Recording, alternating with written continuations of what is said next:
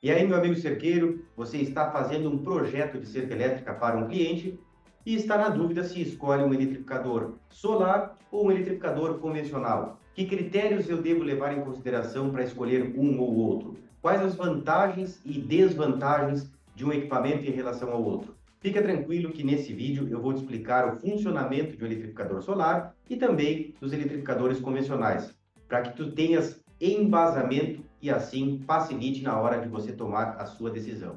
Eu sou Matheus Simões, especialista em cerca elétrica rural e ensino cerqueiros tradicionais e alambradores a faturarem 3 vezes mais, mesmo cobrando menos. Se esse assunto te agrada, já te inscreve aqui no nosso canal. Já vou iniciar o vídeo aqui derrubando um mito que é muito comum na nossa área. Muitas pessoas acreditam que o eletrificador solar é mais fraco que o eletrificador convencional, ou seja, aquele que é ligado diretamente na rede elétrica em uma tomada. Por que as pessoas acreditam nisso? Porque elas fazem uma comparação, na maioria das vezes, injusta. Elas pegam um eletrificador de 4 joules, por exemplo, que é ligado numa tomada, e vão comparar com um eletrificador solar de 1 joule. Com certeza, o eletrificador ligado na tomada vai ser mais forte porque ele tem mais energia liberada. 4 joules contra 1 joule. Então, dessa forma, não tem como compararmos de maneira justa. Não existe a comparação entre laranjas e maçãs. Nós temos que comparar laranjas com laranjas. E o que significa isso? Que nós temos que pegar equipamentos com a mesma potência, a mesma capacidade, e aí avaliar de acordo com a fonte de alimentação, na bateria e placa solar, ou o eletrificador convencional ligado na rede elétrica, se eles tiverem a mesma potência, qual que vai ser mais forte. Assim que deve ser feita a comparação. Mas é claro que não vai haver diferença. Se o equipamento libera 9.000 volts, ele vai liberar essa tensão ligado na bateria e também vai liberar essa mesma tensão para a cerca se estiver ligado numa tomada. Como vocês puderam constatar, essa história de que o eletrificador solar é mais fraco que o eletrificador convencional é puramente um mito e nós acabamos de derrubá-lo. Pô, mas o funcionamento desses sistemas, tanto de um modelo quanto do outro, é o seguinte: independente da fonte de alimentação, seja aqui numa tomada, CVD 220, ou numa bateria, que inclusive as pessoas acham que o eletrificador solar funciona através da placa solar. E não, a placa solar é um componente do sistema, mas o que alimenta o eletrificador solar é a bateria. A placa solar ela só vai carregar a energia que o eletrificador está consumindo. Mas já eu explico com mais detalhes isso aí. Então, independente da fonte de alimentação, o eletrificador vai liberar para a cerca uma tensão de saída, em média, 9.000 volts. Ressalto, em média, tem equipamentos que chegam a liberar 15.000 volts, equipamentos que liberam 8.000 volts, 8.500. Mas numa média aí que a gente vê em aparelhos bons, de empresas mais conceituadas no mercado, a média é mais ou menos essa. Então, pode fazer o teste. Se eu pegar um eletrificador que funciona das duas formas, se eu desligar ele da tomada e ligar na bateria e fazer a medição aqui nos bornes, ele vai liberar 9.500 volts. Se eu desligar da bateria e ligar na tomada e fizer a mesma medição, ele tem que liberar os mesmos 9.000 volts. Agora que a gente conseguiu entender um pouco melhor essa questão, vamos falar com mais detalhes do eletrificador solar. Até porque o eletrificador ligado na tomada não tem segredo. A gente vai conectar o eletrificador na rede elétrica e ele vai funcionar sem problema nenhum, desde que haja energia elétrica na propriedade. O eletrificador solar, claro, já é diferente. Ele vai precisar da bateria e da placa solar. Como eu disse rapidamente, ele funciona através da bateria. Então, o eletrificador ele tem um consumo de energia diária, que é o que faz ele fornecer aquele pulso elétrico para a cerca. Se eu ligá-lo somente em uma bateria, vai chegar um ponto que ele vai estar consumindo a energia e esta vai acabar descarregando. Por isso que a gente usa um painel solar, uma placa solar, porque ela vai ficar alimentando a bateria para que essa sempre tenha carga, sempre tenha energia para alimentar o eletrificador. Então, é um sistema totalmente autônomo. A gente não depende de energia elétrica e desde que o nosso conjunto esteja bem dimensionado, o nosso sistema vai seguir sempre funcionando. Ou seja, não vamos nunca ficar sem choque na cerca porque faltou energia elétrica na propriedade. Dito isto, essa é uma das maiores vantagens, talvez a maior vantagem do eletrificador solar em comparação com o eletrificador convencional. A gente sabe que na zona rural a energia elétrica é de péssima qualidade. Existe muita oscilação e isso acaba queimando. Isso é uma fonte muito grande de danos aos eletrificadores. Grande parte dos equipamentos que vão para assistência técnica queimam ou queimaram por causa da oscilação, da tensão na rede elétrica da zona rural. E para fugirmos desse problema, a gente pode muito bem usar um eletrificador solar, que aí a gente elimina por completo essa fonte de problemas que vem pela tomada. É claro que existem formas de nós protegermos os eletrificadores convencionais. Nós podemos usar uma tomada de 3 pinos com o terceiro pino aterrado. Nós podemos usar também uma pecinha que é chamada de BPS, que é o dispositivo de proteção contra surtos. Parece uma espécie de T, um adaptador que vai exatamente aqui, ó. Nós conectamos a flechinha do eletrificador nesse DPS e o DPS vai conectado na tomada. Então ele funciona ali como um filtro para esses surtos que vêm pela tomada. E uma outra forma de protegermos o eletrificador é usando um estabilizador de voltagem, que é um aparelhinho, vocês estão acostumados, muitas pessoas usam em computadores, em aparelhos eletrônicos, que em outras palavras ele estabiliza a voltagem. Ele vai, mesmo que haja uma oscilação, um pico de voltagem na rede elétrica, ele vai conseguir estabilizar para não provocar danos ao equipamento. Então é o mesmo funcionamento do DPS. A tomada vai ligada no estabilizador e o estabilizador vai ligado na tomada da rede elétrica da propriedade. Com o eletrificador solar, nós não teremos esse tipo de problema. Claro que nós não estamos totalmente imunes a ações das descargas elétricas. No caso do eletrificador solar, ainda pode ocorrer danos nesses equipamentos se um raio cair na cerca, da mesma forma que também vai ocorrer se um raio cair na cerca no eletrificador convencional. Existe um sistema que nós usamos, um dispositivo, que se chama kit para-raios, que nada mais é do que uma proteção parecida com essa, parecida no mecanismo de funcionamento, que nós vamos inibir a ação do raio, nós vamos desviá-lo para o solo antes dele chegar no equipamento. Então, de maneira superficial, é assim que funciona. O funcionamento em si do kit para-raios, explicação é assunto para um outro vídeo. Mas é importante a gente saber que existe essa ferramenta para usarmos nos sistemas de cerca elétrica. Agora, falando do eletrificador solar, uma dúvida que surge bastante. Muita gente me pergunta através das redes sociais, inclusive já te faço o convite para me seguir no Instagram, onde a gente está sempre postando conteúdo sobre cerca elétrica, mostrando o nosso dia a dia nas instalações, respondendo dúvidas do pessoal. Então, @pacetech.rs, ou se não, o link estará aqui na descrição do vídeo. Segue lá e nos acompanhe para aprender mais um pouco ainda sobre cerca elétrica. O que as pessoas me perguntam é, qual o tamanho da placa que eu devo usar? Qual o tamanho da bateria? Qual a amperagem? A boa notícia é que os fabricantes já nos informam isso. Nós não precisamos ter um conhecimento específico sobre baterias, ter um conhecimento avançado, técnico, sobre placas solares para fazer todo o dimensionamento do sistema. Não, as empresas já nos entregam isso de forma pronta. Nós só temos que ali escolher o modelo do eletrificador e, com esse modelo, já vai vir a recomendação da potência da placa solar em watts e também da amperagem da bateria. Mas se alguém quiser saber como funciona a questão da bateria para o eletrificador, como escolher a bateria de forma correta, ou pelo menos saber quanto tempo ela vai durar no eletrificador, até mesmo em casos que eu não uso uma placa solar. Muita gente ainda, em lugares mais remotos, usam somente o eletrificador com a bateria. Deixam até a bateria enterrada ou escondida por causa do medo, né, do roubo. E aí deixam a bateria lá funcionando por um tempo, e aí uma semana depois, 10 dias depois, vão lá e trocam a bateria, ou pegam ela para levar e dar uma carga para depois voltar novamente e deixar o sistema funcionando. Então, quando nós temos uma placa solar, nós não temos essa mão de obra de ter que ficar trocando bateria ou carregando uma, ficar sem choque na cerca enquanto você está carregando para depois ligar novamente.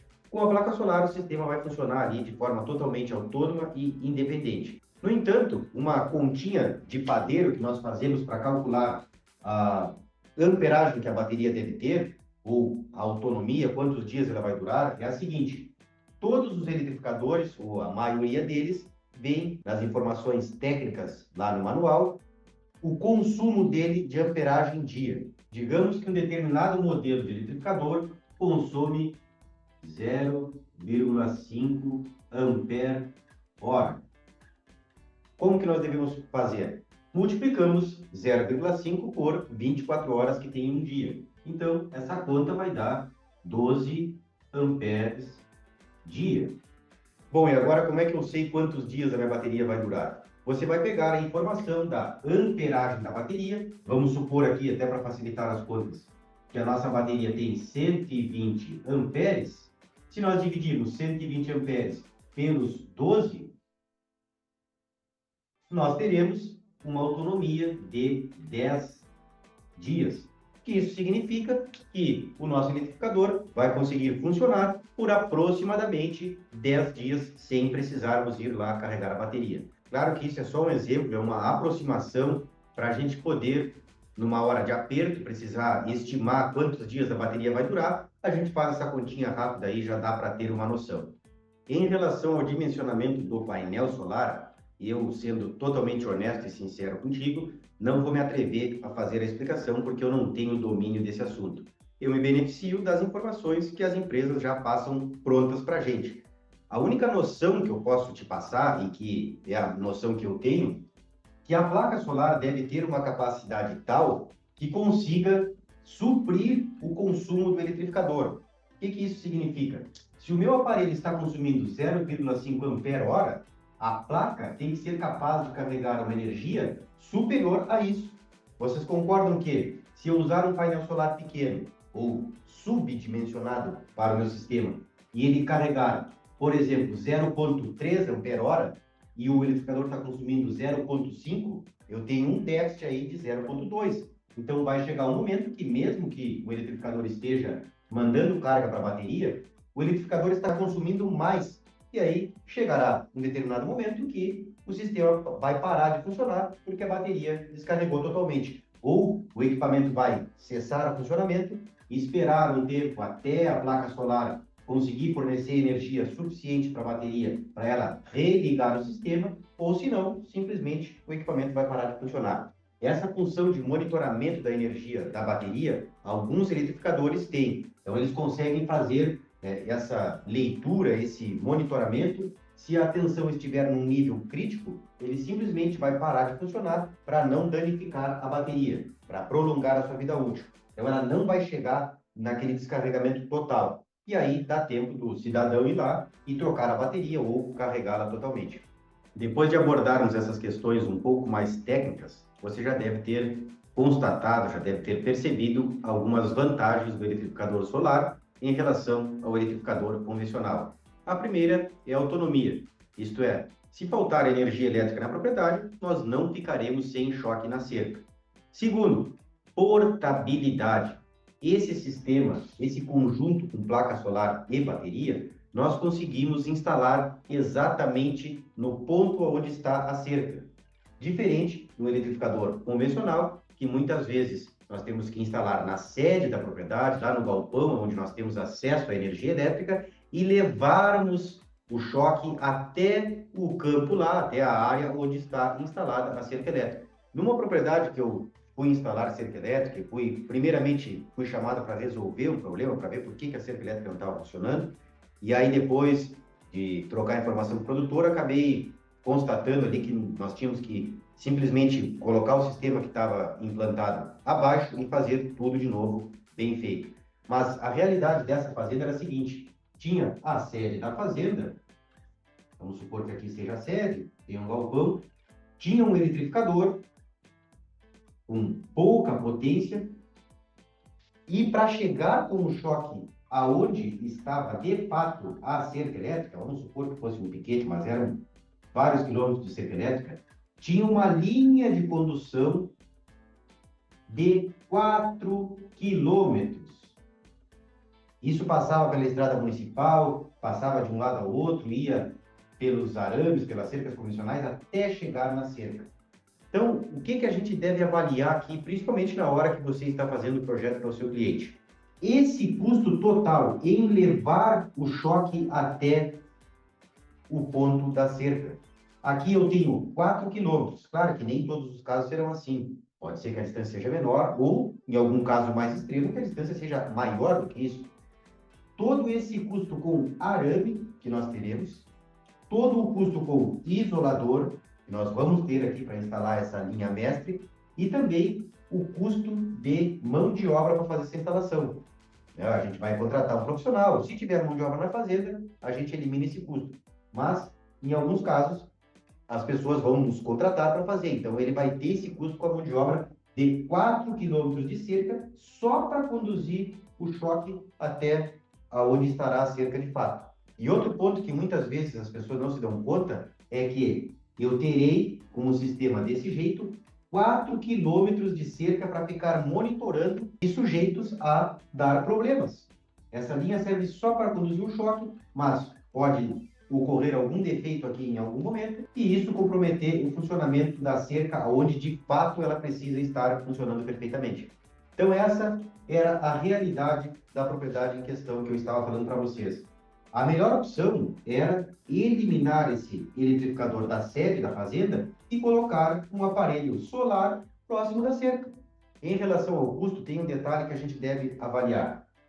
Um equipamento convencional, a gente só vai ter o custo do próprio equipamento.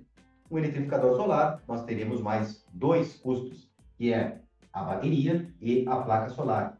Só que comparando o custo do eletrificador convencional e comparando com a placa solar e a bateria e levando em conta toda essa distância que o custo para construir uma linha mestre dessas novas, até porque a dele já estava em péssimas condições, valia muito a pena instalar um eletrificador solar.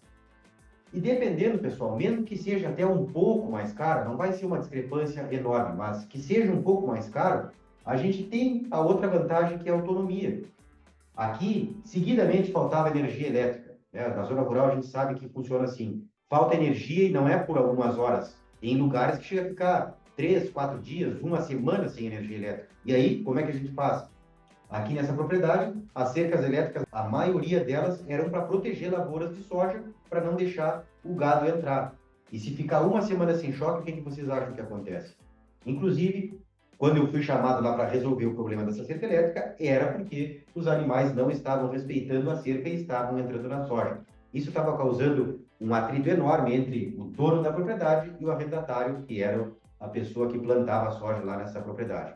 Então, assim, para a gente eliminar esse tipo de problema, pensando nos possíveis problemas, que é a falta de energia na cerca e o que isso gera, quando os animais acabam não respeitando ou acabam percebendo que a cerca está sem choque, isso acaba gerando manutenção depois na cerca, porque o gado vai ficar forçando ali os arames, como não tem choque, eles vão passar normalmente, vão afrouxar arame, vão estourar isolador.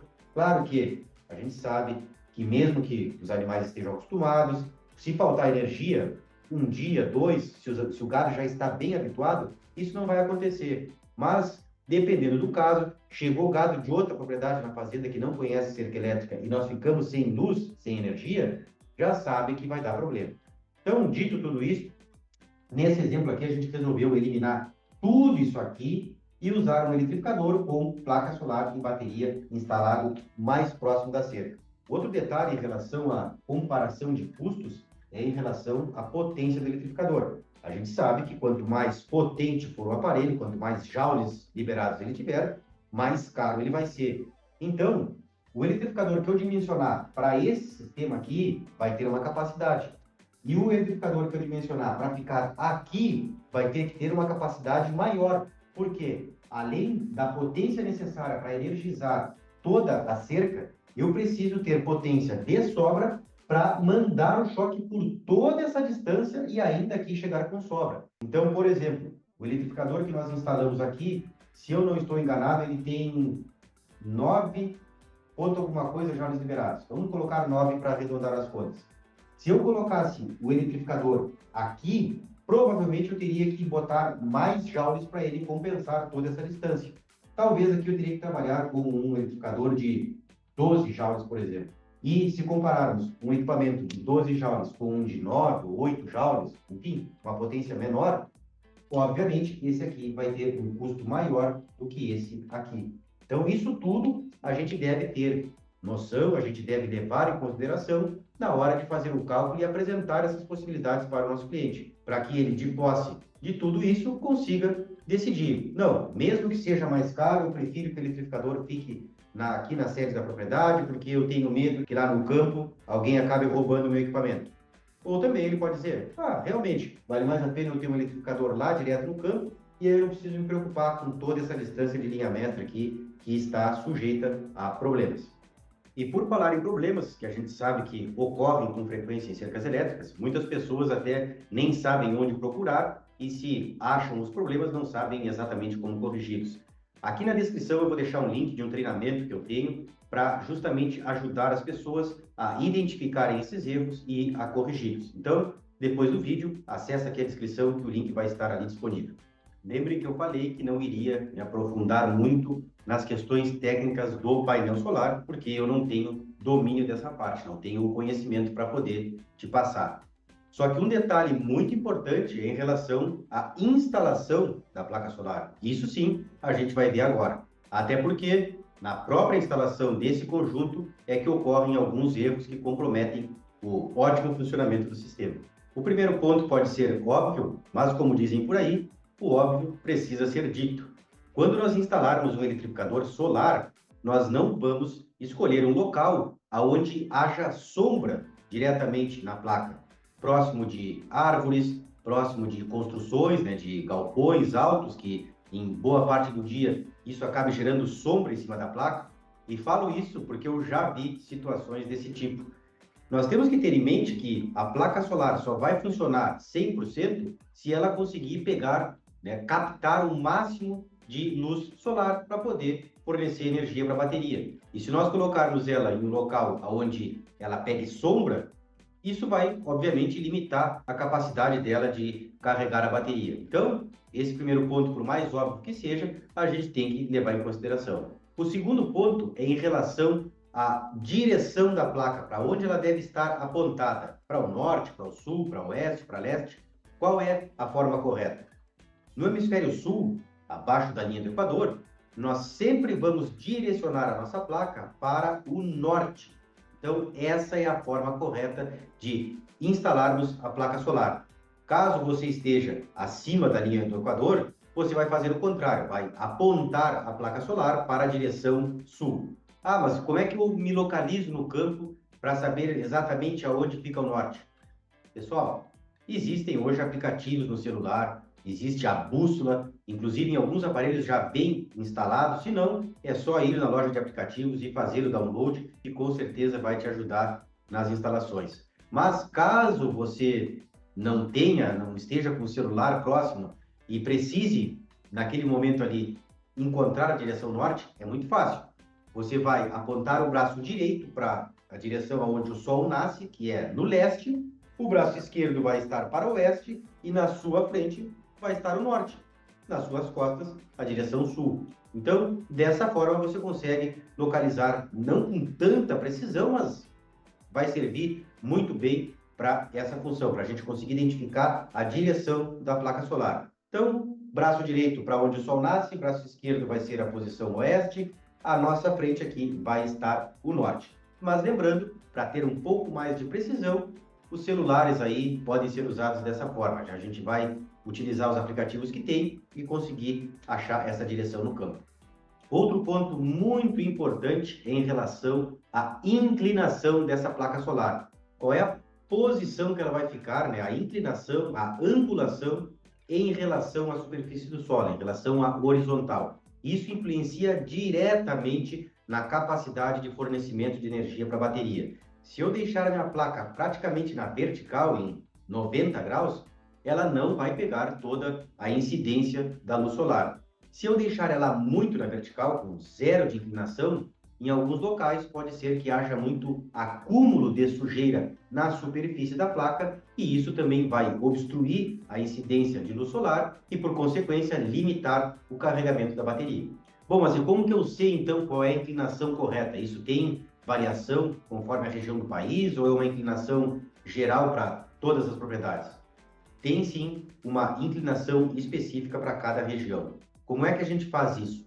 essa inclinação da placa, nós vamos tomar como referência os graus da latitude da região onde você está instalando a cerca.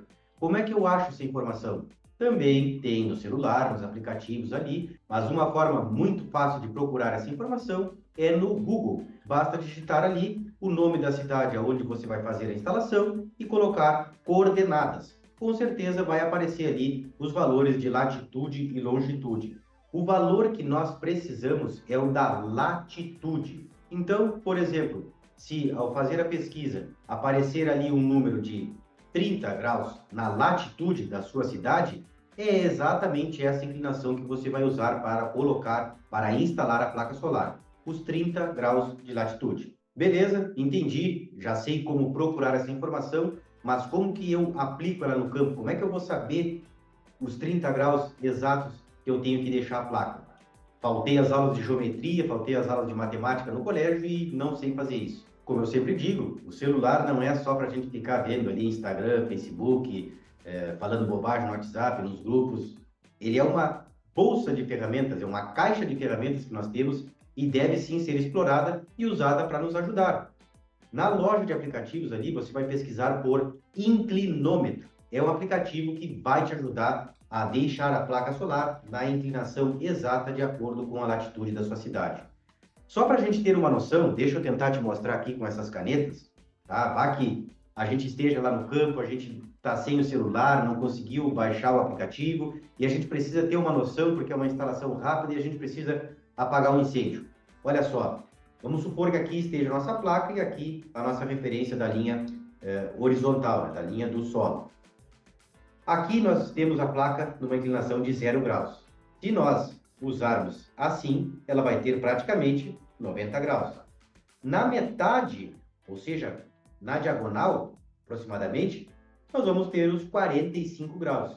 E se nós estamos procurando os 30 graus, conforme o exemplo que eu dei, a inclinação da placa vai estar um pouco mais abaixo. Se aqui eu tenho 45 e aqui eu tenho 0, então ela vai estar um pouco próxima dos 45. Ó.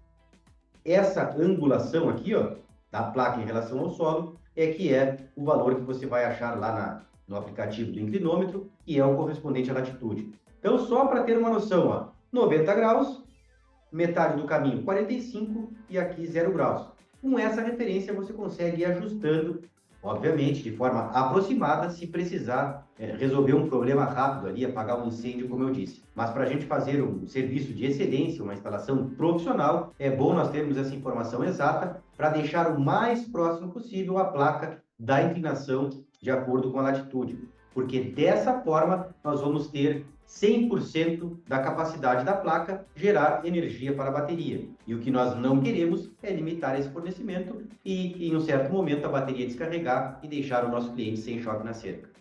E uma questão muito importante, que é fundamental para aumentar a vida útil, principalmente da bateria, ou seja, aumentar a durabilidade, é em relação a um dispositivo que pouca gente sabe que existe, que se chama controlador de carga. Nada mais é do que um dispositivo que vai instalado entre a placa solar e a bateria. Como que funciona esse controlador de carga? Se nós não tivermos ele no sistema, vocês concordam que a placa solar, assim que estiver pegando luminosidade, ela vai estar sempre carregando a bateria. E se nós tivermos uma placa bem dimensionada, que vai ser capaz de suprir mais energia para a bateria do que o eletrificador está consumindo, todo esse excesso, esse excedente de energia, sempre sendo enviada pela placa solar, vai chegar a um ponto que vai sobrecarregar a bateria. E com isso, ela vai danificar, vai acabar estragando, vai diminuir a sua vida útil. Portanto, essa é a importância do controlador de carga, porque ele vai atuar exatamente nesse controle de fornecimento de energia da placa para a bateria. Quando a bateria está totalmente carregada, o controlador vai cessar o fornecimento de energia da placa para a bateria. À medida que o eletrificador vai consumindo e a energia da bateria vai baixando, o controlador de carga libera o fornecimento de energia da placa para a bateria. E assim a carga é reposta. Essa é a função do controlador de carga. Algumas empresas, fabricantes de eletrificadores, nas suas placas solares já vem com o controlador de carga acoplado atrás da placa. Em sistemas que não tem, é muito interessante a gente comprar ele separadamente e instalar no sistema, porque, como falei, isso vai conferir mais durabilidade para todo o sistema. Se nós não usarmos, pode ter certeza que em algum momento a bateria vai para o saco, principalmente em regiões onde tem bastante luminosidade, que praticamente todo ano tem sol, a placa solar vai ficar mandando energia de forma ininterrupta e a bateria vai chegar a um ponto que não vai aguentar. Então, atenção nesse detalhe. E para encerrarmos o vídeo, mais um detalhe ainda sobre as baterias. Qual bateria eu devo usar? Bateria automotiva ou a bateria estacionária? Eu aconselho sempre a gente usar a bateria estacionária. Ela é mais cara um pouco que as baterias automotivas. Mas calma, as duas vão conseguir tocar o eletrificador, sem problema nenhum. A diferença é que a bateria estacionária, como o próprio nome sugere, ela foi feita para ficar parada no local, sem movimento. Na composição dela tem uma certa diferença, ela foi dimensionada para suportar muito mais carregamento e descarregamento do que uma bateria automotiva.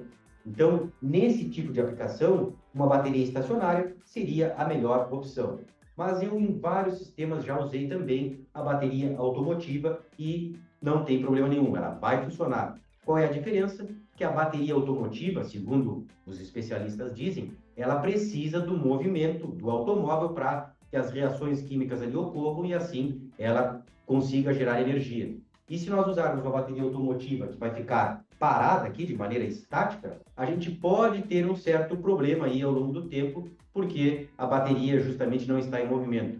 E uma dica que eu recebi de um técnico uma vez é que nesses exemplos aqui que nós usarmos nesse conjunto uma bateria automotiva, uma vez por semana, ou enfim, na frequência que der, a gente pode ir ali no aparelho, pegar a bateria e dar uma sacudida nela e largar no mesmo local onde ela está instalada. E esse movimento, então, vai incitar as reações químicas e a gente, de certa forma, consegue prolongar a vida útil. Mas, recapitulando, tanto um quanto o outro modelo de bateria vai funcionar, vai conseguir fazer o eletrificador operar normalmente. Eu sempre opto por usar a bateria estacionária, porque, como dizem os especialistas, elas têm melhor desempenho nesse tipo de aplicação. Espero que esse vídeo tenha te ajudado a decidir sobre usar um aparelho solar ou um aparelho convencional. Se gostou, já deixa o like, não esquece de te inscrever e também compartilhar esse vídeo com algum colega que também queira ter acesso a essas informações. Deixa aqui nos comentários a sua opinião sobre o vídeo e também alguma sugestão de temas para que eu possa gravar e trazer aqui para o canal. Aqui embaixo na descrição tem todas as informações que você precisa saber sobre o treinamento que eu te falei e também os links das nossas redes sociais para que você me acompanhe por lá. Obrigado pela atenção e até a próxima!